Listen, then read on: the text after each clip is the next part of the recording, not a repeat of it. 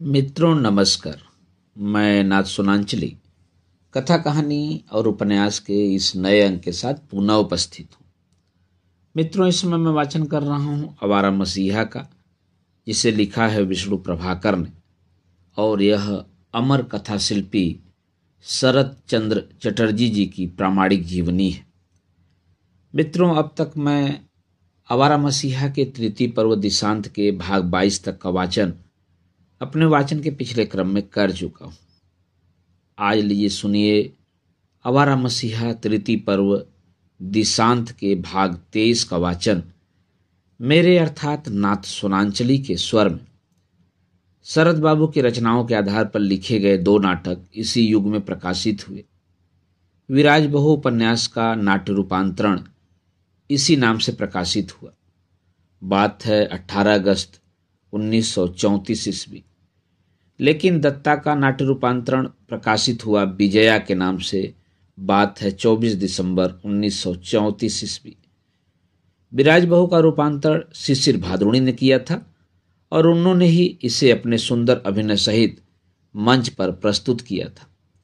लेकिन जो रूपांतर बाजार में है वह किया था कानाई बसु ने। विजया का नाट्य रूपांतरण भी स्टार रंगमंच पर नव नाट्य मंदिर ने प्रस्तुत किया था दिसंबर 1934 ईस्वी। शिशिर उसमें नरेंद्र का अभिनय करना चाहते थे, परंतु इस बात को लेकर पत्रों में बड़ी चर्चा हुई और अंततः उन्होंने रास बिहारी का अभिनय किया। शिशिर बाबू ने नवविधान और गृहदाह का नाट्य रूपांतरण करने का अनुरोध किया था, लेकिन उनके अचानक अधिक बीमार हो जाने और शरद बाबू के यूरोप जाने की चर्चा चल पड़ने के कारण यह संभव नहीं हो सका। गृहदाह के 2 अंक उन्होंने स्वयं लिखे थे। शेष रूपांतर बाद में बंगला साप्ताहिक के यतीन्द्र नाथ राय ने पूरा किया, लेकिन यह अच्छा नहीं हो सका। मंच पर भी उसे सफलता नहीं मिली। इन्हीं दिनों न्यू थिएटर्स ने उनके उपन्यासों को रजत पट पर उतारना प्रारंभ किया। न्यू थिएटर्स ने अपनी स्थापना के बाद उसी वर्ष के उत्तरार्ध में प्रेमांकुर आतर्थी के दिग्दर्शन में देना पावना का निर्माण करके अपनी यात्रा आरंभ की। इस चित्र से वीरेंद्रनाथ सरकार को न केवल पर्याप्त अर्थ ही मिला, एक रोमांचक अनुभूति भी प्राप्त हुई। शरद बाबू को इसके लिए मिले केवल 1000 रुपये, देवदास के लिए 2000 रुपये मिले। सरकार से उनके संबंध बहुत अच्छे थे। उनके सिनेमागृह न्यू सिनेमा का उद्घाटन भी उन्होंने ही किया था। विजया का चित्रपट उन्हें बहुत पसंद आया और उसकी उन्होंने भूरी भूरी प्रशंसा की। लेकिन जो सफलता देवदास का सवाक चित्रपट तैयार करने में प्रमथेश बरुआ को मिली, वह किसी और को नहीं मिली। गौरीपुर के राजकुमार प्रथमेश बरुआ जब देवदास के चित्रपट की योजना बना रहे थे तो उन्होंने अर्थात शरद चंद्र ने अनुमति देने से साफ इनकार कर दिया। कहा, मेरा देवदास भीषण भावुक है, उसे रजत पट पर चित्रांकित करना सहज नहीं है। मैं किसी प्रकार भी तुम्हें अनुमति नहीं दे सकता। मेरे पास और भी उपन्यास हैं, उनमें से कोई एक चुन लो। देवदास मैं तुमको छूने भी नहीं दूंगा। बहुत इमोशनल है मेरा देवदास। बरुआ उदास तो हुए लेकिन हताश नहीं। इसलिए अंत में शरद बाबू को उनसे समझौता करना पड़ा। उन्हें कहना पड़ा, मैं तुम्हें देवदास फिल्म बनाने की अनुमति देता हूँ, किंतु रजत पट पर उसे वास्तविक रूप देना ही होगा। मुझे पूर्ण आशा है कि देवदास की भूमिका में तुम खरे उतरोगे, किंतु पारो और चुन्नीलाल की भूमिकाएं भी तो कम महत्वपूर्ण नहीं हैं, उन पर भी विशेष ध्यान देना होगा। प्रारंभ में शरद बाबू शूटिंग के समय स्वयं सेट पर मौजूद रहते, परंतु शीघ्र ही जब उन्हें विश्वास हो गया कि बरुआ ईमानदारी के साथ प्रयत्न कर रहे हैं, तो फिर उन्होंने जाना छोड़ दिया। उन्होंने देख लिया था कि निर्देशक और अभिनेता दोनों को ही हैसियत से बरुआ चित्र के मार्मिक और भावुकतापूर्ण स्थलों पर संयम और सतर्कता से काम ले रहे हैं। आखिरकार देवदास बनकर तैयार हो गया। बड़े अरमान के साथ बरुआ शरद बाबू को दिखाने के लिए लाए। पूरी फिल्म देखने के बाद शरद बाबू संतुष्ट हुए। उन्होंने बरुआ को अंतर्मन से आशीर्वाद दिया। जनता ने भी मुक्त मन से देवदास का स्वागत किया। न्यू थिएटर्स को उन्होंने अपनी ओर से भी रचनाओं के सिने अधिकार बेच दिए थे। बाद में इन्हीं से छाया सिनेमा के श्री सचिंद्रनाथ वारिक ने 1500 रुपये देकर चंद्रनाथ के अधिकार खरीद लिए थे। उनकी बहुत सी रचनाओं के आधार पर बहुत से चित्रपट तैयार हुए, लेकिन भीषण भावुक देवदास ने उन्हें जो यश दिया वह अभूतपूर्व था।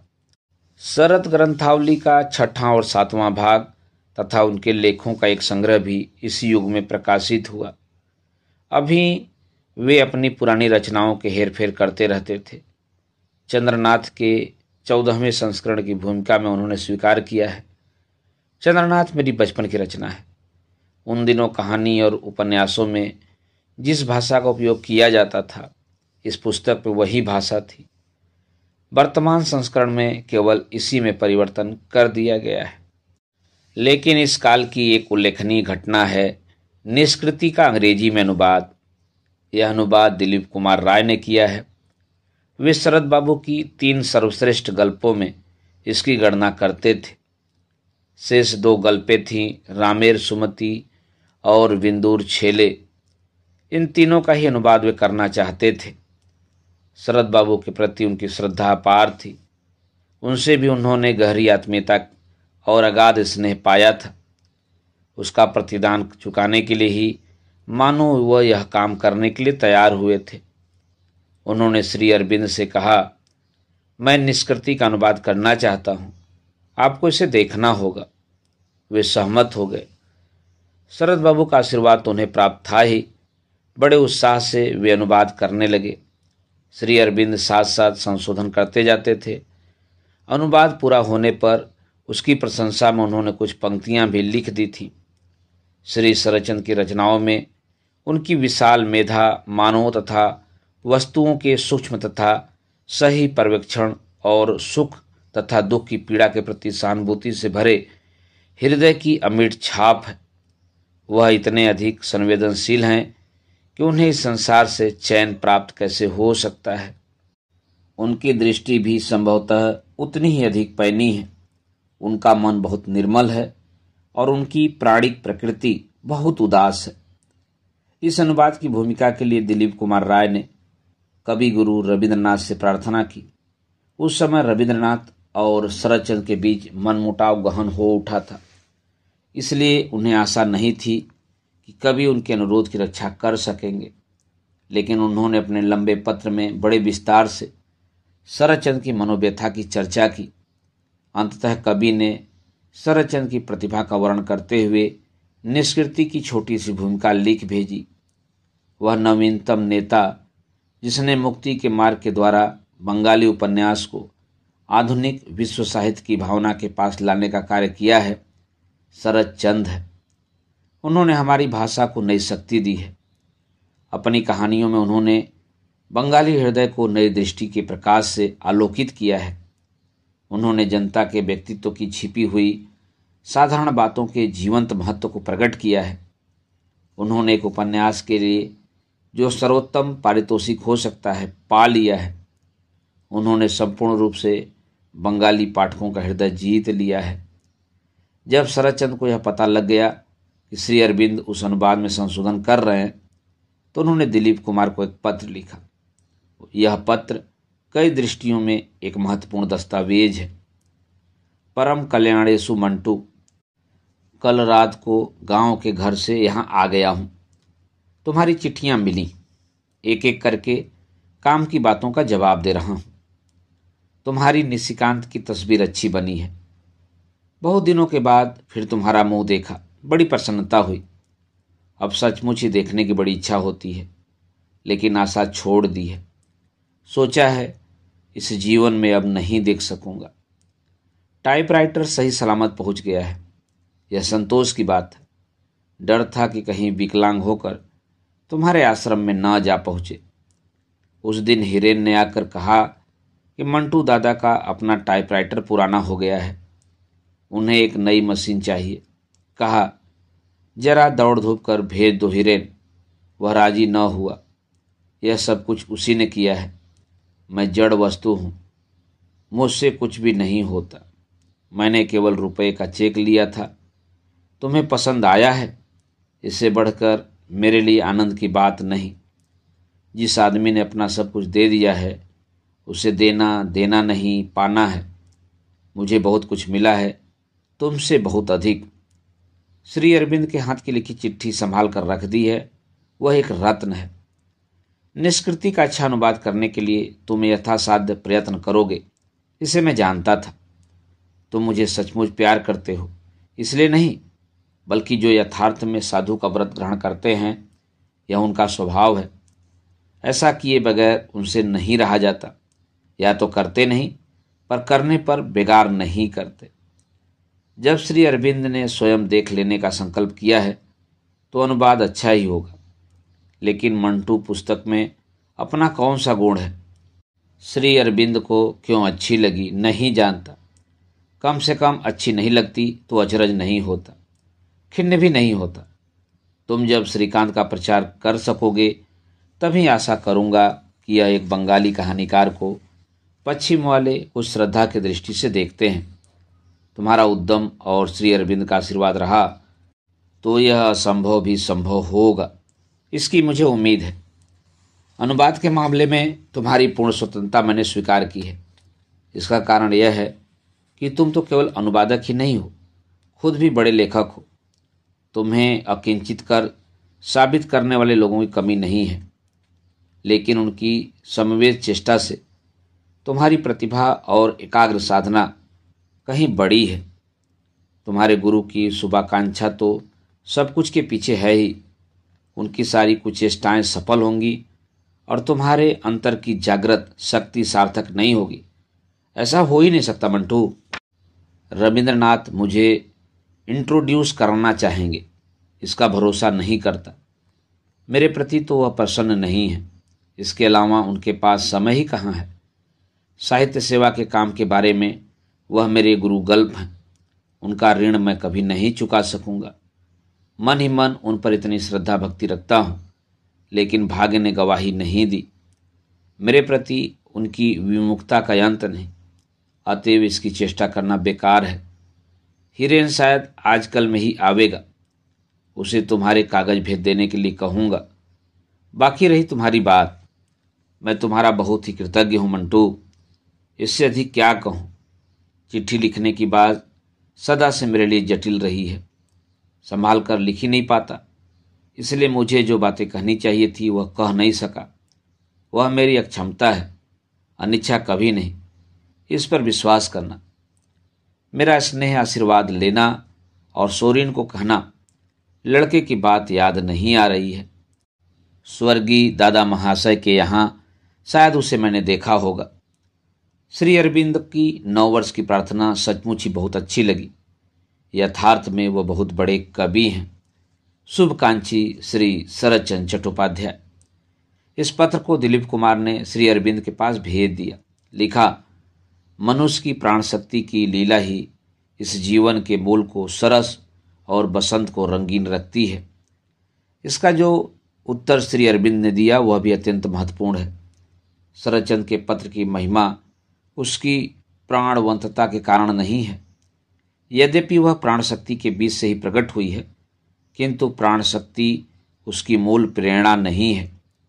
उसकी प्रत्येक पंक्ति में अंतरात्मा का प्रकाश फूट पड़ता है।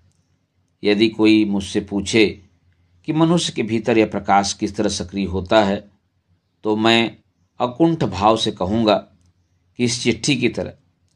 यह अंतरात्मा हमारी असली सत्ता है। वस्तु प्राण और मन को यही जीवंत शक्ति से भरती है और इसी के माध्यम से अपने को प्रकाशित और विकसित करती है। लावण्य और सौकुमार्य के रसायन में मनुष्य से निम्न स्तर की जीव जगत में भी यह काम करती है, उनको धीरे धीरे मानवता की ओर लाते हुए। केवल मनुष्यों में ही यह शक्ति और स्वतंत्रता से काम करती है। यद्यपि बहुत अज्ञान, दुर्बलता और कर्कशता और कठिन का बोझ इसे उठाना पड़ता है। योग की भूमिका में यह अंतःशक्ति अपने लक्ष्य के संबंध में सचेतन होकर भीतर ही भीतर भगवतमुखी होती है। यह पीछे और ऊपर देखती है, यही इसमें अंतर है। शरद बाबू के पत्र की यह व्याख्या बहुतों को विस्मित कर सकती है, परंतु यह है बहुत सही। शरद बाबू की भक्ति श्री अरविंद के प्रति कम नहीं थी। यद्यपि वे उनके दर्शन को पूर्ण रूप से हृदयंगम नहीं कर सके थे, फिर भी उनकी प्रतिभा और विद्वता को उन्होंने बार बार स्वीकार किया है और मतभेदों को भी बड़े सहज भाव से प्रकट कर दिया है। श्री अरविंद जो छोटे छोटे संदेश तथा तुम लोगों के प्रश्नों के उत्तर देते हैं, जिन्हें तुम यत्न से मेरे पास भेजते हो, उन्हें पढ़ता हूँ, सोचता हूँ और फिर पढ़ता हूँ।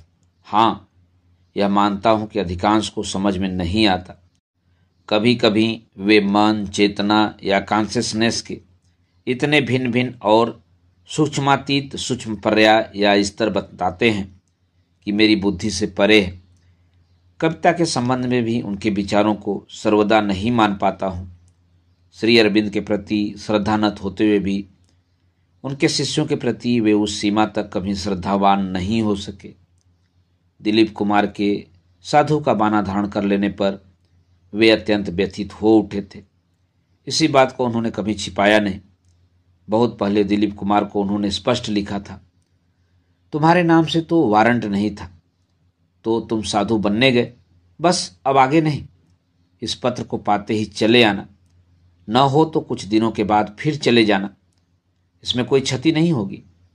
मैं अनुभवी व्यक्ति हूँ, मेरी बात सुनो। तुम्हारी उम्र में मैं 4-4 बार सन्यासी बना था। उस ओर शायद मक्खियाँ और मच्छर कम हैं, नहीं तो हिंदुस्तानियों की पीठ के चमड़ों के सिवा उनके दंश को सहना किसके बूते की बात है। भैया, यह बंगाली का पेशा नहीं है, बात सुनो, चले आओ। तुम्हारे आने पर इस बार बरसात के बाद एक साथ हम उत्तर और दक्षिण भारत घूमने चलेंगे। तुम्हारे साथ न होने पर खातिरदारी नहीं मिलेगी, खाने पीने का भी उतना सुविधा नहीं रहेगा। कब आ रहे हो? पत्र पाते ही लिखना, मैं स्टेशन पर आ जाऊंगा। एक बात और, सुना है बारिन, श्री अरविंद के छोटे भाई श्री बारिन कुमार घोष, किसी भी पेड़ का पत्ता तुम्हारी नाक पर रगड़कर किसी भी फूल की सुगंधी सुहा सकता है। उपेन बंदोपाध्याय कहता है कि उसने इस चीज को कर्ता अर्थात श्री अरविंद घोष से ही हथिया लिया है। आते समय तुम इससे सीख लेना। वह एकाएक नहीं मानेगा, मगर तुम छोड़ना मत। कुछ दिनों तक उसकी अंडमन की वंशी की खूब तारीफ करते रहना और पुस्तक को हमेशा साथ लेकर घूमना। और इस पुस्तक को इतने दिनों तक नहीं पढ़ा, यह कहकर बीच बीच में उससे उनके सामने अफसोस जाहिर करना। बहुत संभव है कि इतने से ही विभूति को हथिया ले सकोगे। उत्तर भारत घूमते समय वह खास काम में आएगी। सुना है अनिवरण धून को चीनी बना सकता है। यद्यपि ज़्यादा देर तक वह नहीं टिकती है, मगर 5-7 घंटे तक देखने और खाने में चीनी ही लगती है। इसे अवश्य सीख आने की चेष्टा करना। अनिल वरण सरल और भला आदमी है। अगर सिखाने में आपत्ति करे तो भूतों और चुड़ैलों की खूब कहानियां कहना। शपथ खाकर कहना कि तुमने चुड़ैल अपनी आंखों से देखी है, फिर आगे चिंता नहीं करनी पड़ेगी। अनायास ही कौशल को हथिया लोगे। और अगर इन दोनों को सचमुच ही सीख लेते हो तो वहाँ कष्ट उठाकर रहने की कौन सी ज़रूरत है। बहुत दिनों से तुम्हें नहीं देखा, देखने की बड़ी इच्छा होती है, गाना सुनने के साथ होती है। कब आओगे लिखना, मेरा स्नेह आशीर्वाद लेना। श्री शरदचंद्र चट्टोपाध्याय। पुनश्च विभूतियों को लाना ही होगा, समय कुछ समय बड़े काम आती है। जो भी हो शीघ्र चले आओ। सन्यासी होना बहुत खराब है मंटू, मेरी बात पर विश्वास करो। आजकल के ज़माने में इसमें कुछ भी मज़ा नहीं है। कब आ रहे हो? ठीक ठीक लिखना। 2 वर्ष बाद फिर एक पत्र लिखा, तो से शीघ्र ही एक दिन मुलाकात होगी। यह नहीं बताऊंगा कि तुमने उसके बारे में कुछ लिखा है, लेकिन तुमने मुझे जो कुछ सूचित किया है उसी पर जी रह करके सत्य का आविष्कार करने की चेष्टा करूंगा। देख तो क्या कहता है। श्री अरविंद के संबंध में कहीं भी तो मैंने वह बात नहीं कही है देश के सारे लोग उन पर गहरी श्रद्धा रखते हैं। क्या केवल मैं नहीं रखता? लेकिन आश्रमवासियों के प्रति मेरा मन बहुत प्रसन्न नहीं है। कारण है कुछ तो की बातें और कुछ दूसरे आश्रमवासियों के संबंध में मेरी कुछ जानकारी। इसके अलावा तुम्हारा चले जाना मुझे बहुत खटका है। जब आईसीएस या कानून नहीं पढ़ा तब दुख दूर हुआ, मगर जब गाने बजाने और उसके साथ ही साहित्य को तुमने अपनाया तब वह क्षोभ दूर हो ही गया था। सोचा था सभी नौकरी करेंगे और अपने देश के लोगों को हाकिम या बैरिस्टर बनाकर जेल भेजेंगे। ऐसा क्यों हो? मंटू को खाने पहनने की चिंता नहीं है। वह अगर भारत के कथा शिल्प को विदेशियों की नज़रों में बड़ा बना सके, बुद्धि से इसके पीटे पिटाए पद से एक नया मार्ग निकाल सके, तो क्या इससे देश को कम गौरव होगा? इसके बाद एक दिन सुना कि तुम बस सब कुछ छोड़ बैरागी बनने चले गए हो। तब अचानक ही लगा कि मेरी अपनी ही कोई बहुत बड़ी क्षति हो गई है। इस जीवन में शायद तुम्हें फिर नहीं देख सकूंगा। क्या तुम समझते हो कि यह मेरे लिए कोई छोटा दुख है? और कोई भले ही विश्वास न करे, मगर तुम तो जानते हो यह बात मुझे चिर दिन घोर दुख देगी, इसमें मुझे संदेह नहीं है। सुना है तुम्हारा अनिल वरण धूल को चीनी बना सकता है। कहा जाता है आश्रम को सारी चीनी वही सप्लाई करता है। क्या यह सच है? मैं विश्वास नहीं करता, क्योंकि तब तो वह आश्रम में क्यों रहने जाता? कलकत्ता आकर अनायासी एक चीनी की दुकान खोल सकता। बारिन से अक्सर मुलाकात होती है। वह कहता है कि अब वह उधर कभी नहीं जाएगा।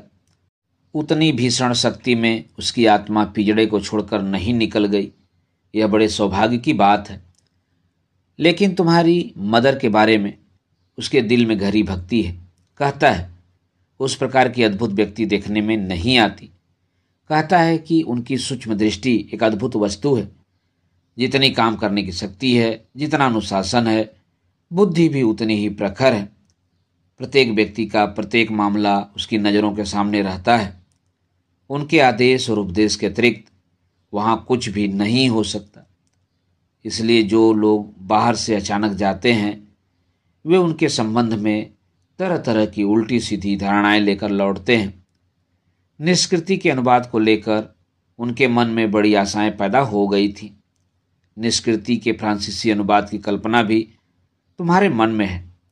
मुझे तो विश्वास नहीं होता, पर श्री अरविंद के आशीर्वाद से अघटित भी घट सकता है। दिलीप कुमार ने अनुवाद किया है और श्री अरविंद ने उसे देखा है। यह जानकर और भी बहुत से लोग उसके प्रकाशन में रुचि लेने लगे।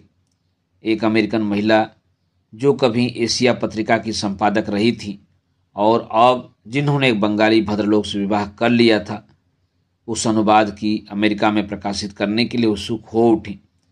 लेकिन शरद बाबू का अब भी यही विचार था कि निष्कृति के स्थान पर श्रीकांत का अनुवाद होना चाहिए था।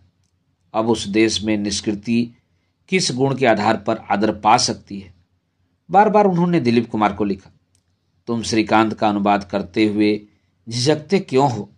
अगर होगा तो तुम्हारे द्वारा ही होगा। इस बार तुम श्रीकांत लो। जीते जी उसका अनुवाद देख जाना चाहता हूँ। लेकिन उनकी यह कामना पूरी नहीं हो सकी। दिलीप कुमार श्रीकांत का अनुवाद नहीं कर सके। कुछ दूसरे लोगों ने प्रयत्न किया, पर यह व्यर्थ ही प्रमाणित हुआ। अपवादों ने अभी भी उनका पीछा नहीं छोड़ा था। इसी कारण एक अपवाद उठा कि उन्हें नोबेल पुरस्कार मिलने वाला है।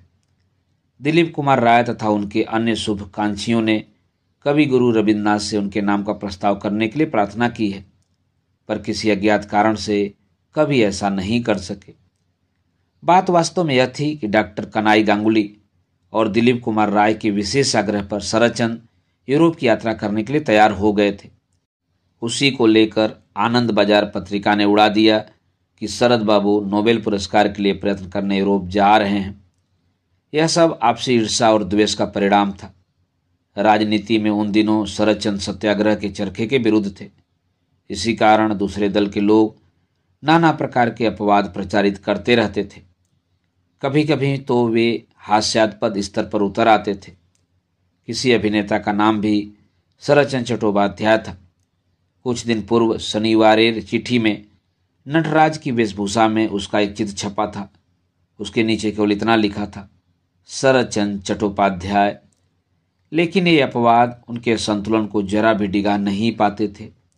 आक्रमण जितना तीव्र होता था उतने ही वे निर्भीक होते।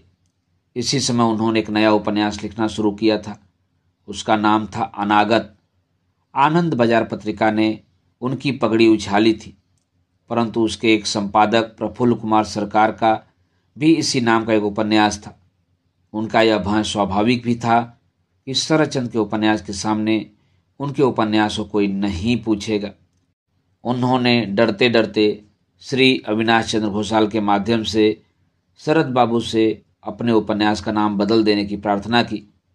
शरद बाबू तुरंत तैयार हो गए।